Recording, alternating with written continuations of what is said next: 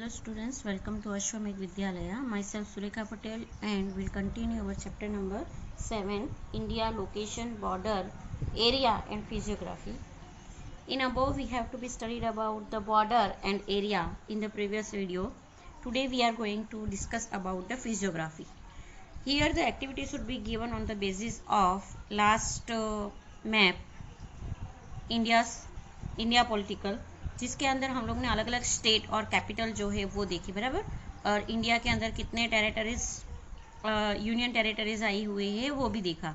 तो स्टूडेंट्स आप लोगों को ये वीडियो देखने के बाद वो जो मैप है लास्ट पेज पर, here we have to be see that ये वाला, ये जो मैप है जिसके अलावा इंडिया के अंदर 29 स्टेट है, तो 29 स्टेट के लिख के उनकी कैपिटल कौन सी है, जैसे कि गुजरात है तो गुजरात का कैपिटल गांधीनगर, मध्य प्रदेश है मध्य प्रदेश का कैपिटल भोपाल, ऐसे करके आपको एक लिस्ट तैयार करनी है। टोटल स्टेट 29, उसके capital and 7 union territories places जो है वो उसके लिस्ट आप लोगों को तैयार करने है।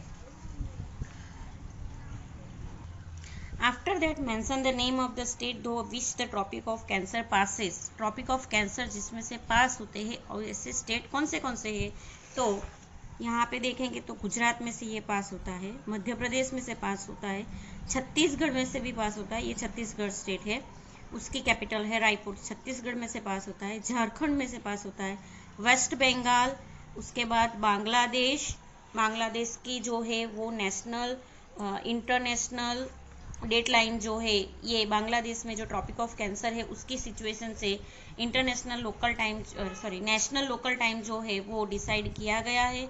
इसके अलावा मिजोरम, बराबर, तो इतने स्टेट में से ये ट्रॉपिक ऑफ कैंसर जो है पास होता है। तो ये आप लोगों को लिख कर उसको नोट डाउन करके रखना है, बिकॉज ये जीके में भी यूजफुल है और एग्जाम के लिए तो आप लोगों को यूजफुल है, लेकिन ये जीके के नॉलेज के लिए भी यूजफुल है। So students, today we are discuss about the physiography. Physiography के बारे में हम लोग डिस्कस करेंगे कि जो लैंड एरिया है वो अलग अलग हम लोग जैसे डाइवर्सिटी देखते हैं कि एक एरिया से दूसरे एरिया में जाते हैं तो वहाँ की जो लैंड एरिया होती है उसके अंदर हम लोगों को डाइवर्सिटी दिखती है, अलग अलग डिफरेंसेस दिखती है। तो ये जो फिजियोग्राफी है हमारे भारत देश की किस तरह डाइवर्ट है, तो उसके बारे में हम लोग डिस्कस करेंगे। The landform of India is not uniform everywhere, हर जगह पे एक जैसी नहीं होती है। On the basis of variations in the landform India can be divided into following 5 physiographic divisions. जो लैंड एरिया है उसके हिसाब से जो इंडिया की जो फिजियोग्राफी है वो 5 अलग अलग डिविजन्स में जो है डिवाइड की गई है, जिसके अंदर फर्स्ट वन है northern mountain range. Northern places पे मैप पे मैंने आप लोगों को आगे के लेक्चर के अंदर ही बताया था कि कोई भी मैप का आप स्टडी करते हो तो ऊपर का बेसिस जो है that is a north area, नीचे का जो बेस है that is a south area, right hand side पे we have to be studied about the eastern part and the left hand side we have to be studied about the western part. तो इस तरह जो है आप लोगों को whenever you have to be read the map, you have to be remember the direction of that। तो northern mountain range, northern area में जाएंगे तो that is a northern mountain range, ये जो हम लोगों को स्काई ब्लू कलर से जो डार्क ब्लू कलर से जो दिया हुआ है।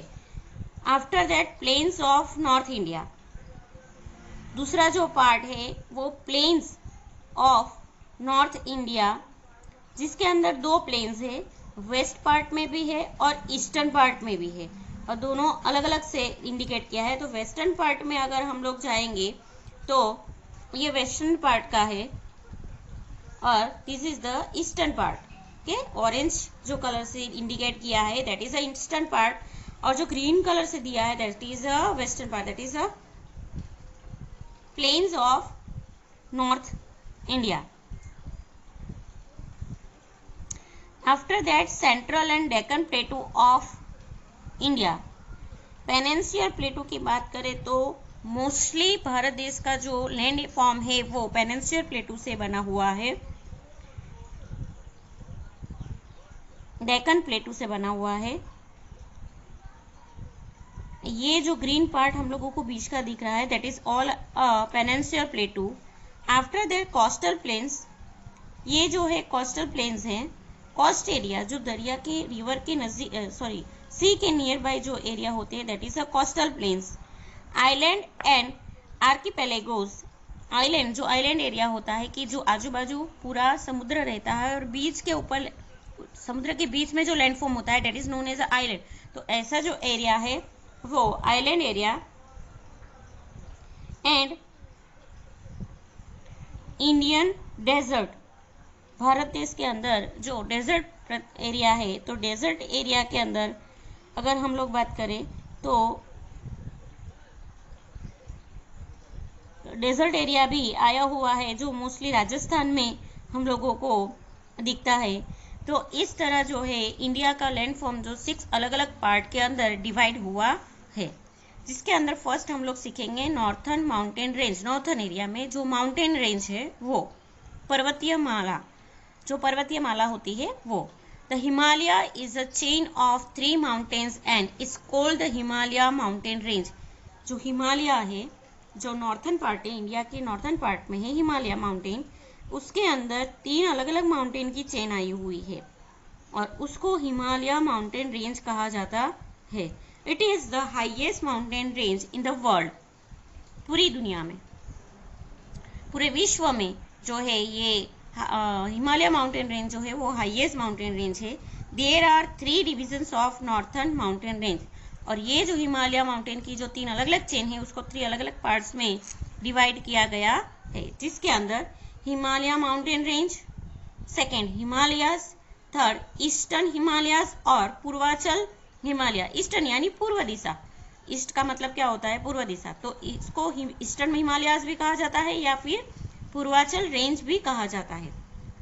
There are 3 distinct and parallel range, तीनों अलग अलग और पैरेलल एक समान जो है रेंज है।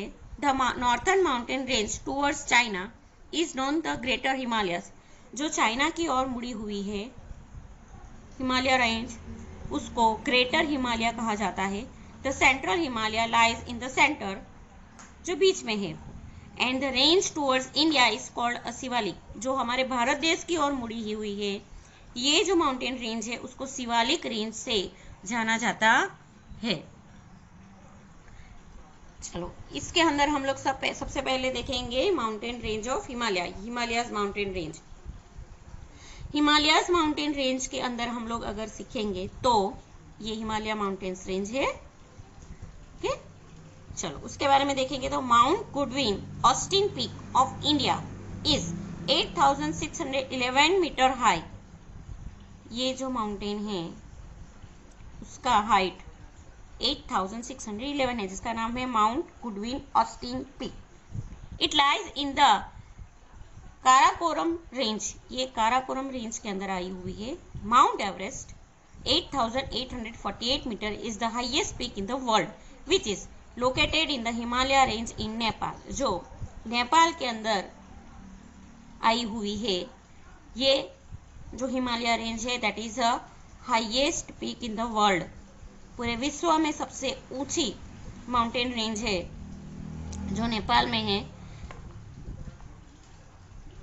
कांचनजंगा जो नेक्स्ट दूसरी हिमालय रेंज, यहाँ पे सारे जो माउंटेन्स है उसके नेम दिए हम लोगों को।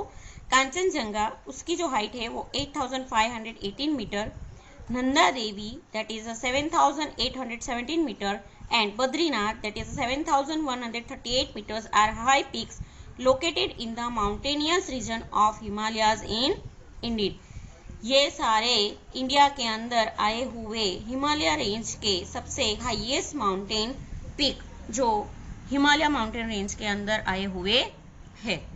यहाँ पे हिमालय माउंटेन रेंज की बात करें तो ये चाइना की ओर मुड़ा हुआ, ये हमारे भारत देश के अंदर जो है वो, बराबर। नेक्स्ट जो है mountainous region of eastern Himalaya, eastern Himalaya की बात करें तो the eastern part of the Himalaya is mountainous Patkai and Lushai, ये 2 हिल्स आए हुए हैं। Hills from parts of the eastern Himalayas, eastern Himalayas के अंदर ये पार्ट्स जो है आए हुए हैं बांग्लादेश की सॉरी ईस्टर्न पार्ट में।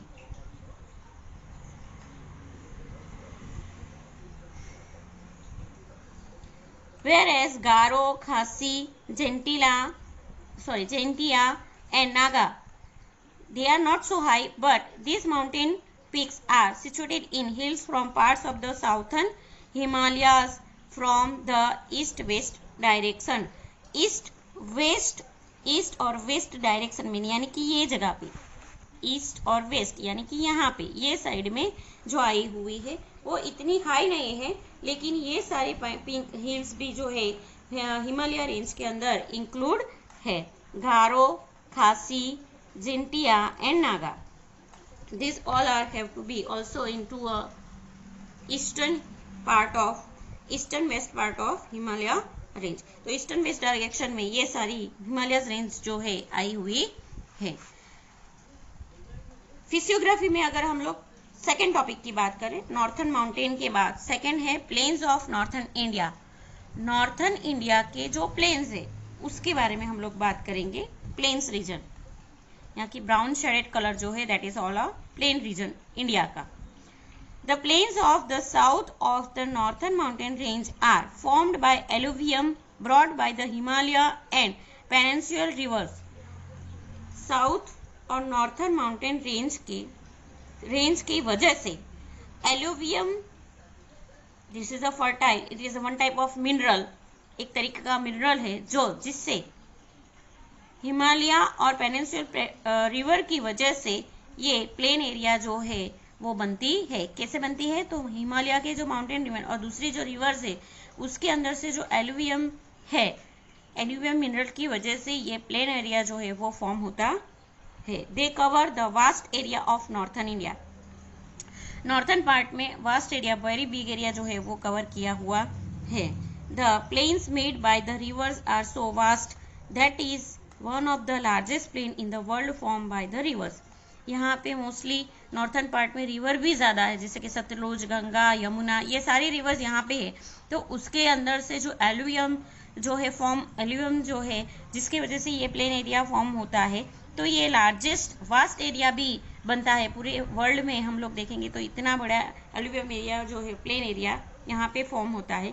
It is one of the most prosperous and populated area of India. ये जो है भारत देश का बहुत ही प्रॉस्परस यानी समृद्ध, जो एग्रीकल्चर के लिए ज़्यादा बेनिफिशियल है। और पॉपुलेटेड क्यों?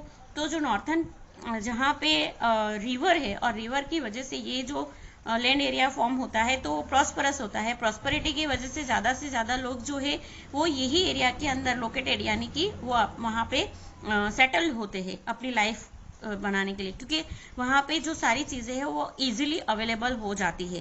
तो इस वजह से पॉपुलेटेड एरिया भी है।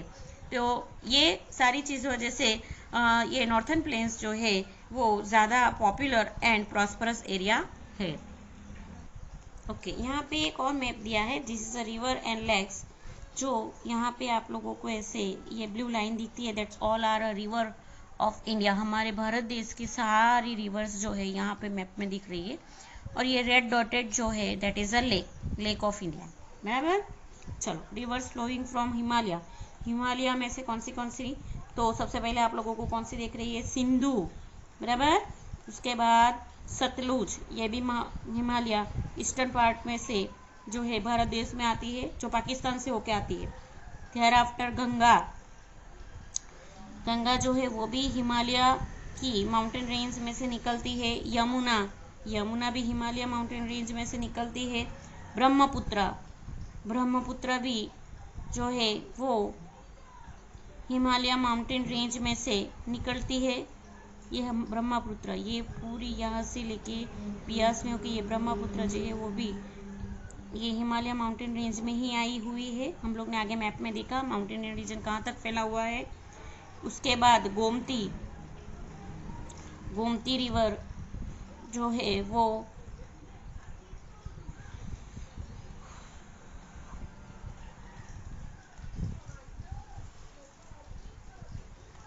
घाघरा, गंडक रिवर, घाघरा रिवर, बराबर। उसके बाद ये सारी रिवर्स जो है वो हिमालय माउंटेन रेंज में से निकल के आती है। Major lakes of India, India के जो लेक्स है वो, तो ऊपर से हम बात करेंगे तो वुलर, दाल, फिर नहीं सांभर, नैनीताल, चिका, कोलेरू एंड पुलिकट, ये जो है वो इंडिया के मैप, अरे सॉरी, इंडिया के लेक है। तो आप लोगों को यहाँ पे ये सारी डिटेल्स लिखनी है। यहाँ पे रिवर्स में था सिंधु, सतलुज, गंगा, यमुना, ये सारी, ब्रह्मपुत्र,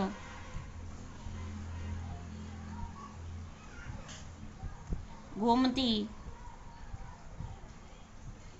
घाघरा, गंडक, फिर कोशी रिवर, ये भी जो है हिमालय माउंटेन रेंज में से ही फ्लो होती है। तो ये सारी रिवर्स जो है वो हिमालय माउंटेन रेंज में से फ्लो होती है। एंड मेजर लेक्स अगर बात करेंगे तो वुलर, दाल, नैनीताल, सांभर, फिर next is Kolleru, चिका,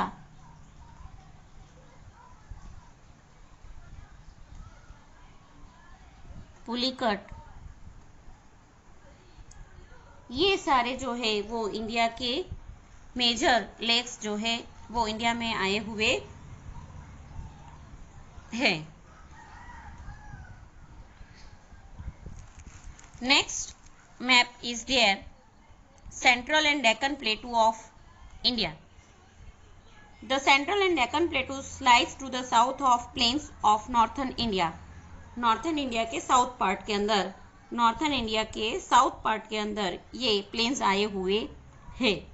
they are, ये जो पिंक एरिया हम लोगों को दिखते हैं नॉर्थन इंडिया के साउथ पार्ट में, they are spread like a triangle surrounded by water bodies on 3 side. ये एक ट्राइंगल की शेप में जो है वो स्प्रेड हुआ है। So it is called a peninsula, और इसकी वजह से जो है उसको पेनिनसुला भी कहा जाता है।